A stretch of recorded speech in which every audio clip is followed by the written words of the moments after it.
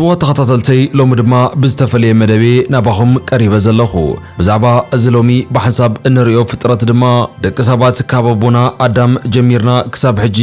ገና ከይተፈጠረና ኸለና ኣብዚ ዓለም እዚኣ ክነብር ተፈጢሩ ዝነበረን ዕድሚኡን ብትኽክል ክንድዚ ዝኣክል ገይሩ እዩ ተባሂሉ ዘይተነገረሎም ፍጥረታት ኮይኑ ግን ኣብ መዓልታዊ ህይወትና ይኹኑ መነባብሮናን ኣብ ኩሉ ዓወትናን ውድቀትናን እውን ብዓይኒ ዋላ እኳ ደኣ ኣይርአ እምበር ዘይርአ ፅዕንቶኦም ግን ክሳብ ሕጂ ዓለምና ዘለዋ ማሕበራዊ ቁጠባዊን ፖለቲካዊን ኩነታታ ከምኡውን ኣብ መንጎ ዕርክነት ምሕዝነት ፍቕራዊ ህይወትን ስድራን ዘሎ ህይወት ኩሉ ፅዕንቶም ቀሊል ዘይባሃሉ ፍጥረታት ኢና ብሓንሳብ ክንሪኦም ሓርዮም ዘለኹ እዞም ፍጥረታት እዚኦም ድማ ብዝተፈላለዩ ሃይማኖታትን እምነታትን ዝተፈላለዩ ኣስማት ዋላ እኳ ዝተዋሃቦም እንተኾነ ኮይኑ ግን ኣብ ኩሎም ሃይማኖታትን እምነታትን ከይድኩም ምስ እትሓቱ ግን ዋላ እኳ ደኣ ሽሞም ይፈላለ እምበር ስርሖም ግን ተመሳሳላይ ምዃኑ ምስ እትርድኡውን እዞም ፍጥረታት እዚኦም ሰባት ብዝኽኣልዎ መጠን ዝተፈላለዩ መጻሕፍቲ እንዳጠቐሱ ዋላ እኳ ደኣ ኣስማቶም ክጸርሕዎም እንተፈተኑ ፍጥረቶም ግን ሓደ ዓይነት ምዃኖም ክትርዱ ይሕግዝ ናብ ትግርኛ ሪካብ ቻናልና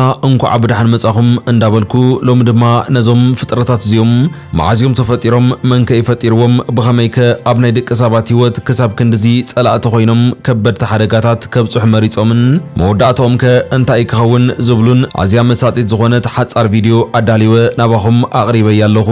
ናብዚ ቻናል እዚ ሓደሽቲ ዝኾንኩም ሳብስክራይብ ብምግባር ነዛ ቪድዮ እዚኣ እውን መታና ብዙሕ ሰባት ክትባጻሕ ድማ ላይክ ብምግባር ክትጅምርዋን እንዳበልኩ ብቐጥታ ናብታ መደብ ከብሌ ሰናይ ምክትታል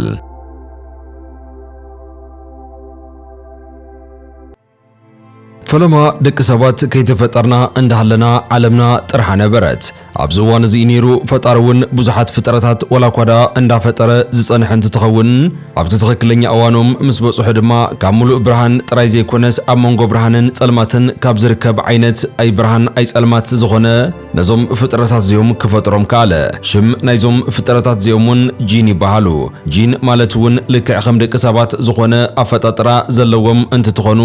ሙሉእ ብሙሉእ ግን ካብ ኣይ ብርሃን ኣይ ጸልማት ዝተሰርሑ ስለ ዝኾኑ እውን ኣዝዩ ረቂቕ ዝኾነ ተፈጥሮ ክህልዎም ኣኽኢልዎም እዩ እቲ ዘገርም ተፈጥራዊ ባህሪኦም ድማ ካብ ብርሃን ዝተሰርሕሉ ኣዝዮም ቁልጡፋትን ኣብ ውሽጢ ሰከንድታት እውን ካብ ዝኾነ ቦታ ናብ ካልእ ቦታ ብቁልጡፍ ክንቀሳቐሱ ዘኽእሎም ምዃኖም እዩ ካብቲ ረቂቕ ምዃኖም ካብ ደቂ ሰባት ዝፈልዮም ድማ ረቀቕቲ ፍጥረታት ምዃኖም ጥራሕ እምበር እቲ ካልኦት ባህሪታቶም ግን ምስ ደቂ ሰባት ሙሉእ ብሙሉእ ዝመሳሰል ነበረ ልክዕ ከም ደቂ ሰባት ማሕበራዊ ህይወት ዘለዎም እንትትኾኑ ውረድ ተዋረድ ዘለዎ ናይ ስልጣን ሄራርኪ እውን ይኽተሉ ነበሩ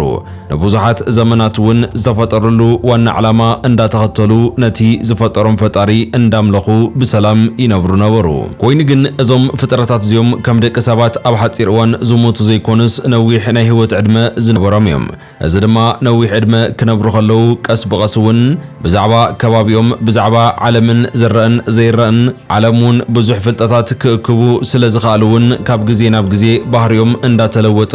ካብቲ ትኽክለኛ ንፈጣሪ ንኸምልኹ ዝተፈጠረሉ ዕላምኦም እንዳወፁ ድማ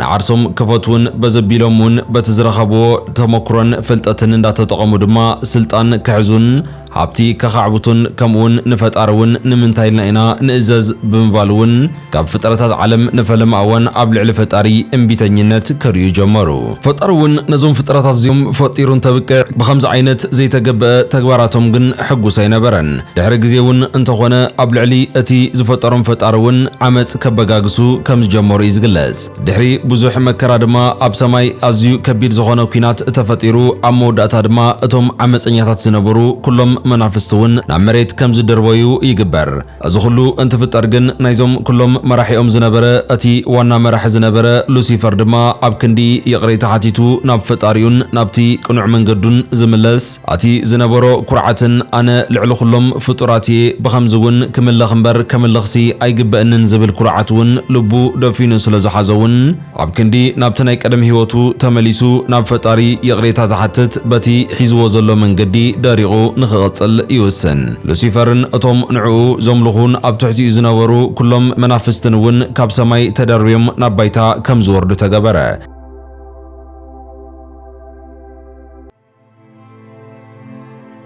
بدحر زي نيرو فطار دما كام حبد كاب نفاس كاب أيرن كاب حون بمقبارون ودسب نفلم أوان فتيرو شمون آدمي لصوعو نادم نخجلجلون كلهم عينت ملاختي أبتحتي أخوينهم زدلوا عينت نجر نخززو بفتاري تزاز يوهابمو كلهم أتوم ملاخت دما كمتي فتار زاززم اندا جبرو አዳም ዝደልዮ ዝኾነ ይኹን ዓይነት ክህሉ ኸለውን ብቕልጣፈ ይላኽ ወነበሩ በዚ ደውን ከበለውን አዳም ኣብ ዓለም ዘለው ፍጥረታት ኩሎምን ሽም ንኸውጸሎም ብፈጣሪ ስልጣን ተዋሂብዎ ስለ ዝነበረ ንኹሎም ኣብ ቅድሚኡ ዝጸንሕዎ ፍጥረታት እውን ሓደ ብሓደ ብናቱ ፈቃድ እንዳገበረ ስያሜ ይህቦም ነበረ ፈጣሪ ድማ አዳም ንብሕቱ ክነብር ከሎ ባህ ስለ ዘይበለውን ሓጋዚት ክትኮኖ ኽብል ሄዋን እትበሃል ፍጥረት እውን ፈጠረሉ አዳምን ሄዋንን እውን ብፍቕርን ብሰነያን ኣዝዩ ጽቡቕ ዝኾነ ናይ ገነት ህይወት እንዳነበሩ መዓልታቶም ኣብ ገነት የሰማቕሩ ነበሩ እተን ኣብ ገነት ዘለዋ ኩሉ ዓይነት ነገር ክበልዑ ወላ እኳ ተፈቒድሎም ተነበረ እቲ ሓንቲ ዝነበረት በለስ ግን ክበልዕዋ ኣይተፈቐደሎምን ዝነበረ ካብ ዕለታት ናብ ዕለታት ግን ሉሲፈር ናብ ልቦም ዘይኮን ሓሳብ ሕሹኽ እንዳበለ ነዛ በለስ ምብላዕውን ከም ዝተፈለየ ልዕሊ ፈጣሪ ዝኾኑ ዝገብሮምን እንዳምሰለን በዘተንውን ከታልሎም ድሕሪ ምጽናሕ ኣብ መወዳእታውን ሓሳቡ ሰሚርሉ ነታ በለስ በሊዖም ሓጢያት ሰርሑ ሽዑንሽዑውን እንታይ ከም ዝገበሩ ተረዲእዎም ካብ ልቦም እንዳበኸዩ ንፈጣሪ የቕረይታ ሓቲቶም ፈጣሪውን ወላ እኳ ደኣ ህይወቶም ከትርፎም እንተወሰነ በቲ ዝሰርሑ ሓጢያት መሰረት ግን ኣብ ገነት ክነብሩ ስለ ዘይኽእሉ ካብ ገነት ኣባሪሩ ናብ መሬት ከም ዝወርዱ ገበሮም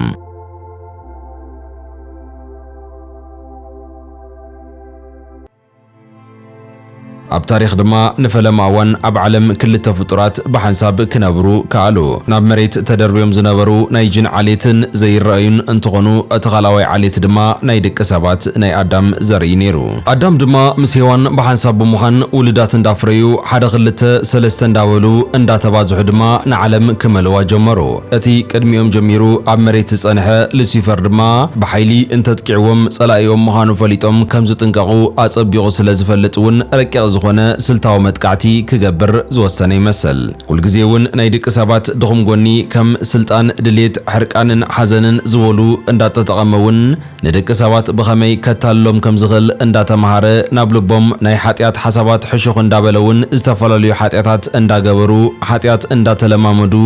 ሓጢያት ምስራሕ ማለት ነውሩ ዘይኮነስ ከም ዝበረታታዕ ነገር ገይሮም ንኸሓስቡን እንዳገበረን እውን ንደቂ ሰባት ካብታ ዕለት ንሳ ጀሚሩ ክሳብ ዝሕጂ ዘለናዮ እዋን እንዳሰሓሓተ ይርከብ